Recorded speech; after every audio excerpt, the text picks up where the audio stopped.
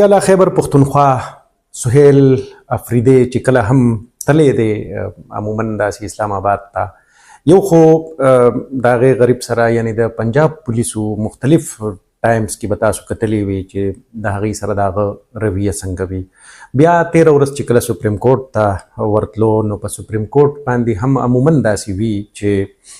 هغه ځای کې د اسلام آباد پولیس چې کوم دی نو هغه ولاړ وي. د دې باندې هم مونږ خبر یو چې په سپریم کورټ کې د پریس ګیلري د یو ځای نه بل ځای ته د وړو مقصد سو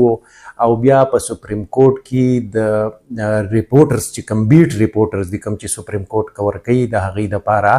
پاسز جاري شول. د هغې بغیر د پاس نه به څوک نشي ننوتی. نور کله به داسې ول چې مونږ به اکثر خپل میډیا کارډ وښوو نو مونږ به دننه ورتلو او هغه به هم په داسې موقعو باندې لکه کله پرایم منسټر سپریم کورټ راغوښتی کله داسې. خو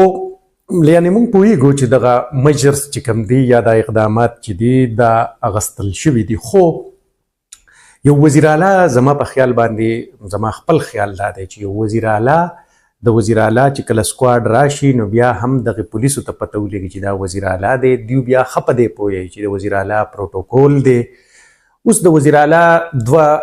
چې کوم ګارډز دي دا د دوی سره هر ځای د وزیر اعلی صاحب سره تقریبا وي. یو خو عارف خټک دی او یو محبوب دی. نو اوس د محبوب سره په لاس کې چې کوم پروټیکشن شیلډ دی دا د وزیر اعلی سره هم وي دا د پرایم منسټر سره هم وي او دا په اینی ایمرجنسي کې دا بیا په دې باندې دیو د وزیر اعلی بچاو کوي. نو دغه پروټیکشن شیلډ چې کوم دی د دې پولیس دا خبره چې نه دا به هم ته د دې سکینر نه تیرې یعنی ټیک ده که پولیسو ویلي چې زه مونږ ته هم ویلی شوي دي او د بره نه اډر دی او عموما داسې کېږي تاسو به کتلي خو هغه پروټیکشن شیلډ چې کوم دی نو هغه یې د سکینر نه تیر کړو.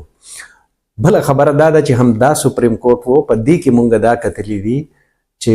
راو انوار چې کله سپریم کورټ کې کمیشن ته پیش کېدو د نقیب محسود په قتل کې نو مونږ ټوله میډیا د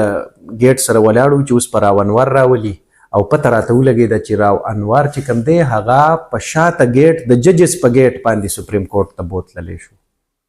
نو بیا دغه ځای کې مونږ وایو چې لکه دا د کروڑونو ولس نماینده وزیر اعلی چې کوم دی نو هغه لکه شکمن شو او راو انوار چې کوم دی نو هغه باندې شک نشي کېدی. هغه داسې به راځي بغیر د کوم سکینر د تېرېدو نه بغیر د کوم بیریر نه. نو دغه هغه خبره ده چې یعنی کتلی کېږي دغه د تعصب